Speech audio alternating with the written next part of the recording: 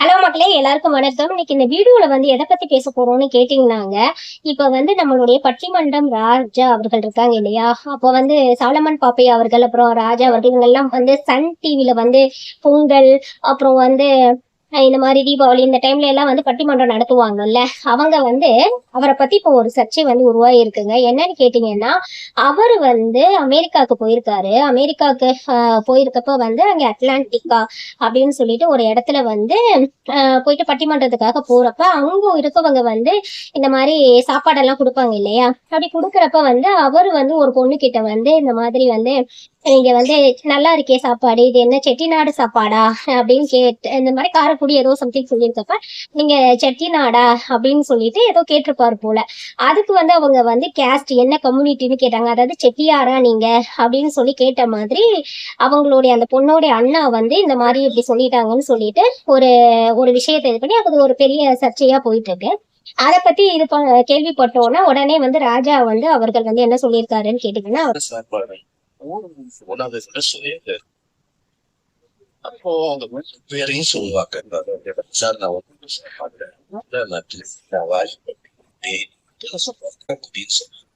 செட்டிநாடான்னு கேட்ட ஞாபகம், செட்டியாரா நான் கேட்க சுவையா செட்டிநாடு உணவு இருக்கே அப்படின்னு நான் கேட்டேன். அவங்க யாரு, எவரு, என்ன ஜாதி, இதெல்லாம் யோசிக்கிற அளவு சின்ன இத்தனை வருஷமா தமிழ்நாட்டு தமிழ் மக்களை சந்திப்பாங்க. எங்கேயாவது யாராவது ஜாதிய சமய உணர்வு இருந்தேன்னு சொல்லி ஒரு பயணிக்கிற எல்லாரும் சத்தியத்தை எல்லாருக்கும் தமிழ் ஜாதியை பெருமையாக ஜாதியை சொல்லணும். அவங்க அந்த நிகழ்வுல நாங்க பேசினது இருக்கு. யாரும் ஜாதிய உணர்வு சமய உணர்வு நுழைந்து இருக்காது. நீங்க தமிழ் சேனல் இருந்தா தமிழ் நிகழ்ச்சிக்கு ஒருத்தர் போகாம இருக்காதுங்க. எல்லாரும் சேர்ந்து நான் பேசியிருக்கேன். அந்த ஊர் நிகழ்ச்சி நடந்தது பிப்ரவரி 3 செவ்வாய். ஆனா அது ரொம்ப காலம் கழிச்சு பிப்ரவரி 1 நம்ம முகநூல்லாம் பரப்ப அந்த சகோதரிகள் நான் அப்படி பேசியிருந்தேன். அப்பவே அவங்க என்ன கேட்கலாம், அல்லது அந்த மாலை நடந்து அந்த பட்டிமன்றத்துக்கு போட்டு என்ன பிடிச்சு கேட்டு எல்லாரும் சந்தோஷமா இருந்தாங்க. பணி மத்தியிலேயே நிறைய தொலைவாக வரும்போது எங்களை தேடி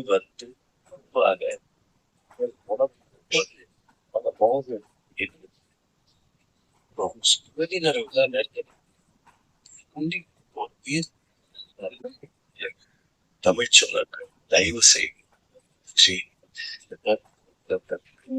எனக்கு அறிய அந்த மாதிரி இந்த பயணத்துல எனக்கு கஷ்டம். இந்த இதை பாத்தீங்க இல்லையா? இப்ப அவர் என்ன சொல்லியிருக்காரு, இந்த மாதிரி எனக்கு தெரியல, அதாவது எனக்கு நான் அப்படி சொன்ன மாதிரி எனக்கு தெரியல அப்படின்னு சொல்லிட்டாரு. இதை ஒரு இதா சொல்லிட்டாங்கங்க. இப்ப அவர் போயிட்டாரு.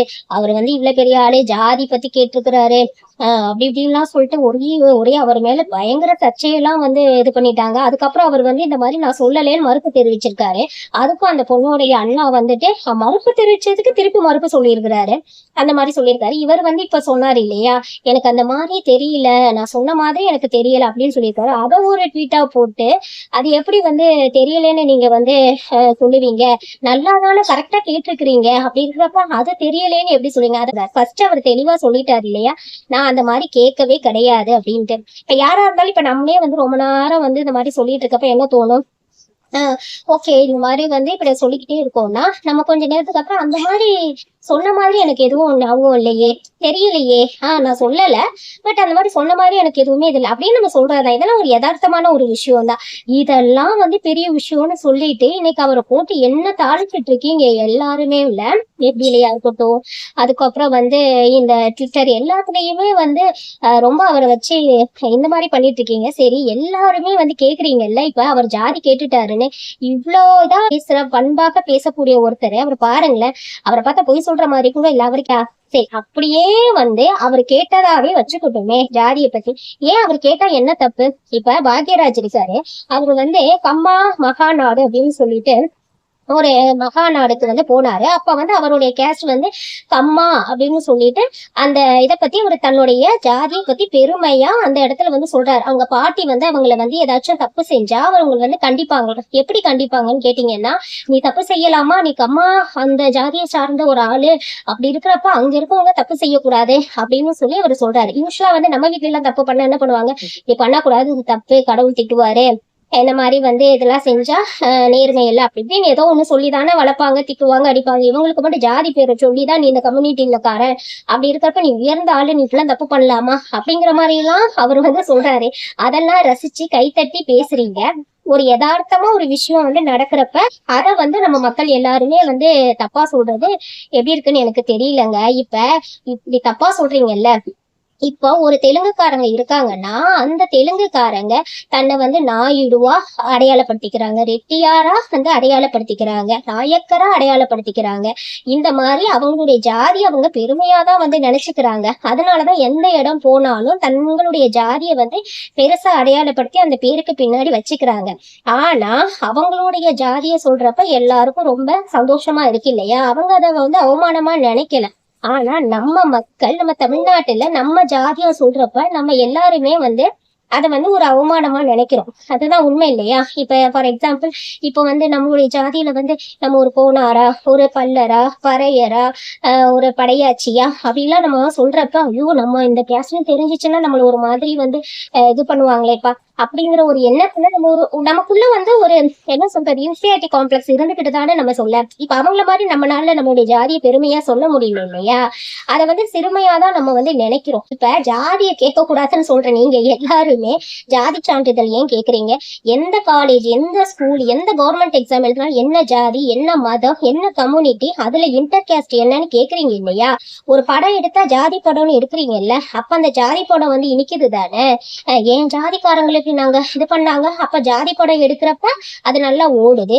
ஜாதியை வச்சு கொலை பண்ணலாம், அதெல்லாம் நீங்க அக்செப்ட் பண்ணிப்பீங்க. ஜாதியை வச்சு படம் எடுக்கலாம், அதெல்லாம் அக்செப்ட் பண்ணிப்பீங்க. தமிழ்நாடு முழுக்க ஜாதியை வச்சுக்கிட்டே எல்லாரையும் மாவரைக்கலாம், அதெல்லாம் அக்செப்ட் பண்ணிப்பீங்க.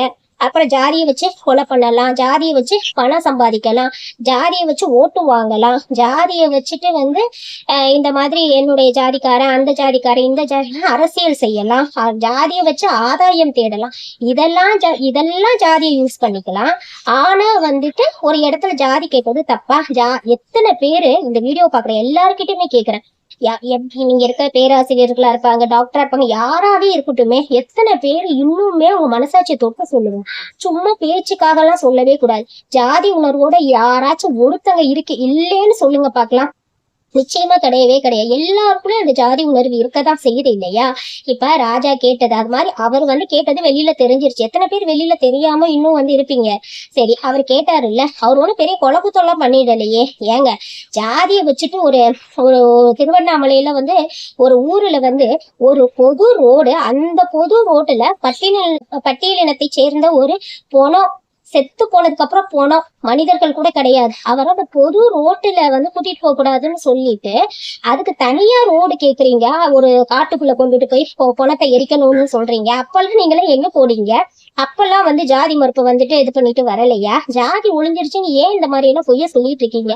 ஜாதி ஒழியணும்னா முதல்ல எல்லா ஜாதியும் ஒண்ணுன்னு ஆக்குங்க, அப்பதான் ஜாதி ஒழியும். இந்த கேஸ்ட் ரிசர்வேஷன் அதெல்லாம் வந்து வைக்கவே வைக்காதீங்க. இந்த caste, SC caste, BC caste, OBC caste, அதுக்கப்புறம் எம்பிசி, இப்படி எல்லாம் வச்சு எத்தனை நாளைக்கு வந்து முதல்ல அந்த இதெல்லாம் தூக்குங்க. இப்பெல்லாம் வந்து இந்த கேஸ்ட்ல உள்ளவன் வந்து கீழே இருக்கான், இந்த கேஸ்ட்ல உள்ளவன் வந்து மேல இருக்கான், இந்த கேஸ்ட்ல இருக்கவன் படிச்சிருக்கான், இந்த கேஸ்ட்ல இருக்க படிக்கான், அப்பெல்லாம் எதுவுமே கிடையாதுங்க. இருக்கதே ரெண்டு தான், ஒரு இருக்கவன் ஜாதி, இன்னொருத்தன் இல்லாதவன் ஜாதி. அதுதான் ரிசர்வேஷன்லாம் வந்து ஒரு காலத்துல இருந்துச்சுதான். தாழ்த்தப்பட்ட மக்களுக்கு வந்து எந்த ஒரு விஷயமே கிடைக்கல, அதனால வந்து ரிசர்வேஷன் கொண்டுட்டு வந்தீங்க. இப்ப ரிசர்வேஷனுக்கு அவசியமே கிடையாது. இப்ப எல்லாரும் யார் ஏழையா இருக்கா? இப்ப எஸ்சில இருக்கவங்க பணக்காரங்களும் இருக்காங்க தானே, ஏழையும் இருக்காங்க தானே. பிசில இருக்கக்கூடியவங்க வந்து கோடீஸ்வரவங்களும் இருக்காங்க, ஏழையும் இருக்காங்க தானே. ஏன் எம்பிசில இருக்கவங்க அதே மாதிரி இருக்காங்கல்ல. ஜெனரல் கேட்டகரியில இருக்கவங்க கோடீஸ்வரவங்க இருக்காங்க, ஏழையாவும் இருக்காங்கல்ல. எல்லாரையும் திறமை எப்படியோ அப்படி பாருங்க. அப்ப திறமை வரணும் அப்படின்னா எல்லாருக்கும் வந்து பாவர்ட்டி லைன் கீழே இருக்காங்க, அதாவது வறுமை கோட்டிற்கு மேல் வறுமை கோட்டிற்கு கீழ் அப்படின்னு சொல்லிட்டு நிறைய பேர் இருப்பாங்கல்ல, அந்த கேட்டகரியை வச்சு ரிசர்வேஷன் கொடுங்க. அதை விட்டுட்டு ஜாதியை வச்சு ரிசர்வேஷன் கொடுத்தா ஏன் எஸ்சியில யாருமே வந்து பணக்காரங்களா இல்லையா?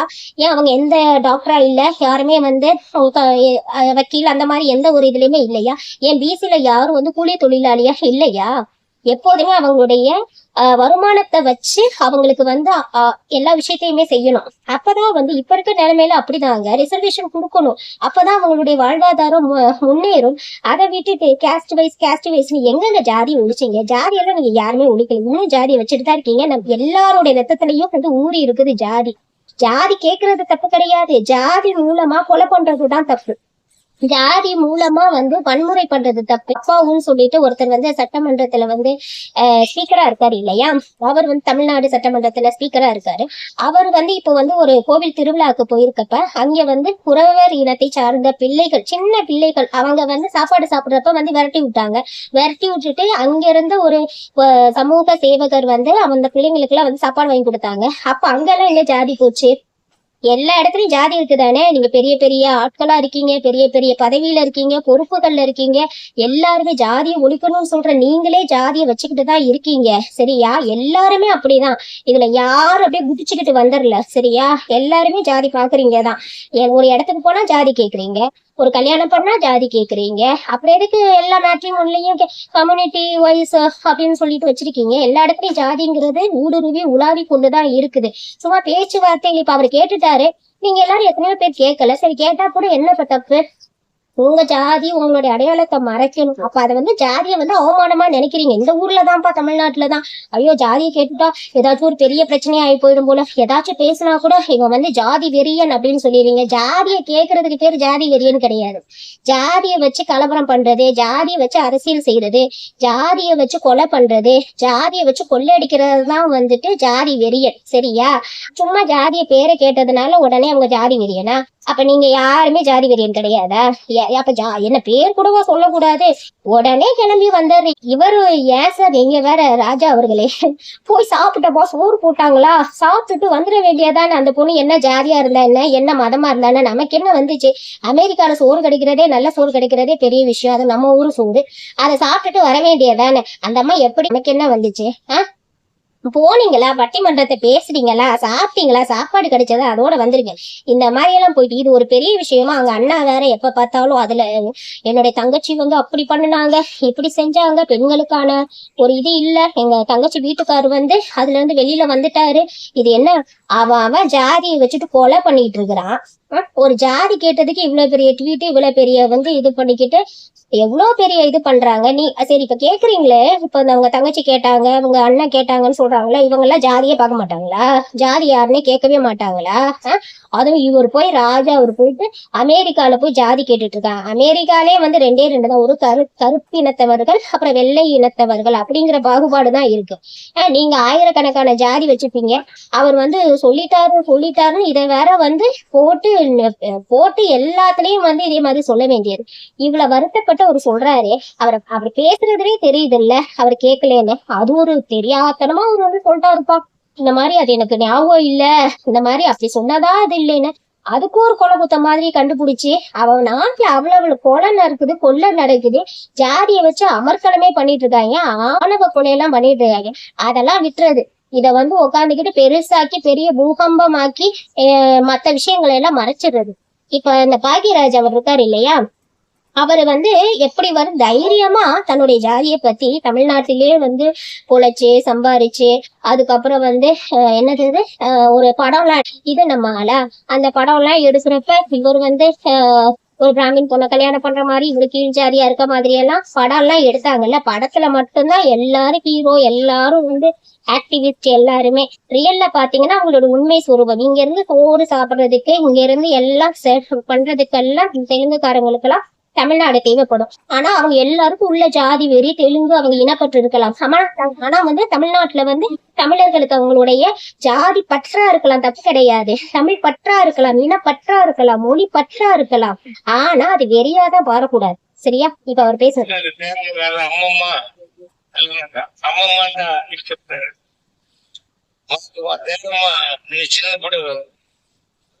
ఏదైనా మిస్టేక్ చేస్తే మిస్టేక్ తప్పు చేస్తే నువ్వు జాగ్రత్త లక్షణం வந்து போய் பேசுறாரு அந்த கம்யூனிட்டிக்குன்னு அந்த கம்மா மகாநாடு அப்படின்னு சொல்லிட்டு ஒண்ணு போட்டிருக்காங்க. அதுல போய் வந்து பேசுறாரு. அவரை எல்லாம் விட்டுறது இவரை புடிச்சு தெரியாதனமா இவர் வந்து செட்டிநாடான்னு கேட்டுட்டாரு. செட்டிநாடு கூட கேட்க கூடாது, அதை புடிச்சு இது பண்ண வேண்டியது. அப்படி பார்க்க போனா எத்தனையோ பேர் பெரியாரிஸ்ட் அப்படின்னு சொல்லிட்டு தெரியுறாங்க, ஜாதி இல்லைன்னு சொல்றாங்க. அந்த பெரியாரிஸ்ட் வீட்ல எல்லாம் போய் பாருங்க, அவங்க எல்லாரும் தான் ஜாதி வெறியர்களா இருக்கிறதே. சரியா? எல்லாரையும் இன்னும் வந்து அதே ஜாதியில வச்சு கீழே வச்சு எல்லாரையும் தட்டி எல்லாரையும் வச்சிட்டு இருக்காங்க. எந்த ஒரு பெரியாரிஸ்ட கூப்பிட்டு கேளுங்க, அவங்கள ஜாதி வெறியர்கள் இல்ல, ஜாதியே பார்க்க மாட்டாங்க. அப்படியே சமூக நீதியில வந்து அப்படியே கொஞ்சம் குழாவுறாங்களான்னு கேளுங்களேன். அப்படிலாம் கிடையாது. எல்லாம் தமிழர்கள் பூர்வீகத்திய தெலுங்கர்கள் தான் தமிழ்நாட்டுல இருக்காங்க. அதே மாதிரி ஜாதி இல்ல அப்படின்னு சொல்லிட்டு சமூக நீதி போர்த்திய ஜாதி வெறியர்கள் தான் தமிழ்நாட்டுல இருக்காங்க. அதனால ஜாதி ஒழியணும் அப்படின்னா எல்லாருக்கும் அவங்களுக்குள்ள வரணும். நீங்க ஜாதியை ஒழிக்கிறீங்களோ இல்லையோ, தயவு செஞ்சு ஜாதி வெறியா இல்லாம இருங்க. அதுவே போதும். அதுவே நாட்டுக்கும் வீட்டுக்கும் ரொம்ப ரொம்ப நல்லது. மத்தவங்களுக்கு முதல்ல முக்கியமா வந்து நீங்க ஜாதி வெறி இல்லாம இருந்தா மத்தவங்களாச்சும் பாதுகாக்கப்படுவாங்க. நீங்க வாட்டுக்கு ஜாதி வெறி, உங்க பிள்ளைங்க வாட்டுக்கு ஜாதி வெறியில வந்து எல்லாரையும் போட்டு தள்ளுறதுக்கா? சரியா? நன்றி மக்கள்.